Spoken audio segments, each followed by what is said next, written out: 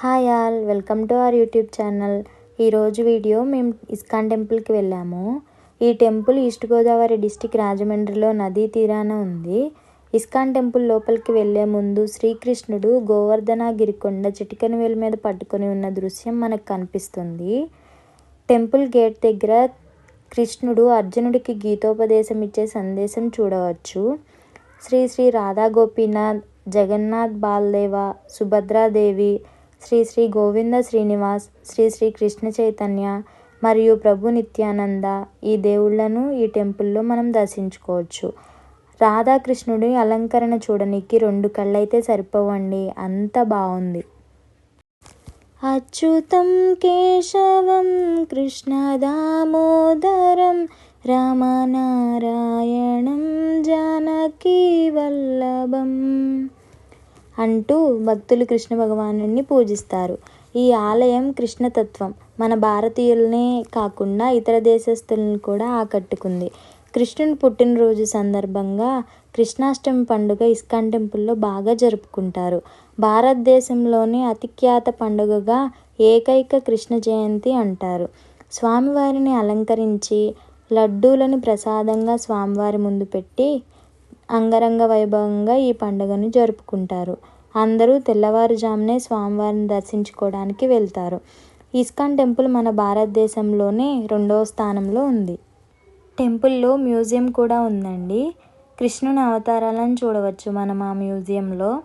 Entry ticket అయితే 20 rupees. దూరం నుంచి వచ్చే వాళ్ళకి రూమ్ ఫెసిలిటీస్ కూడా అవైలబుల్గా ఉన్నాయి. టెంపుల్ టైమింగ్స్ అయితే morning 5:30 AM to 12 PM and 4 PM to 8 PM అయితే ఓపెన్ ఉంటుంది.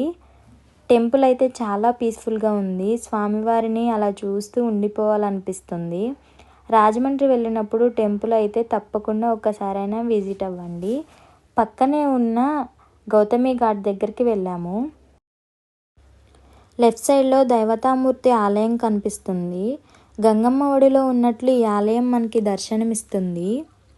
గోదావరి తీరంలో ఎప్పుడో పుష్కరాలు వచ్చినప్పుడే కాకుండా నార్మల్ డేస్లో కూడా అదే తీరు కనిపిస్తుంది.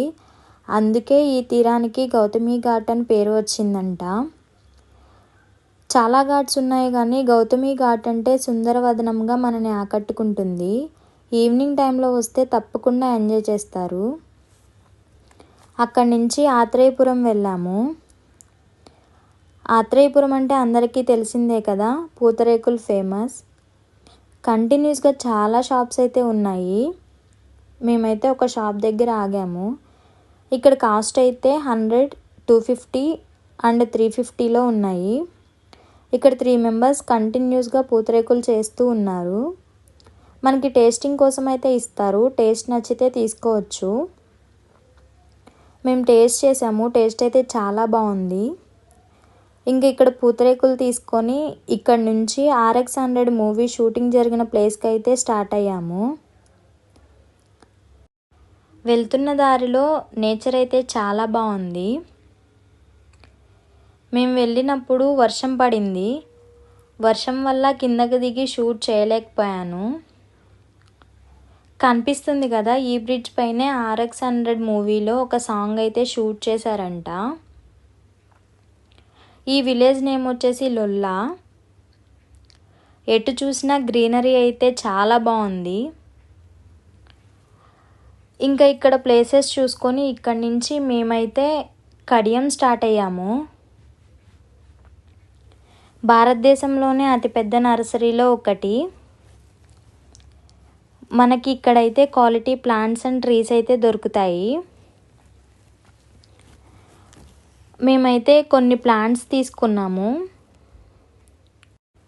చాలా రీజనబుల్ కాస్ట్లో అయితే దొరుకుతాయి. ఇంకా ఇక్కడ ప్లాంట్స్ తీసుకొని ఇక్కడి నుంచి మేమైతే విజయవాడకి రిటర్న్ అయ్యాము. ఈరోజు వీడియో అయితే ఇంతే అండి.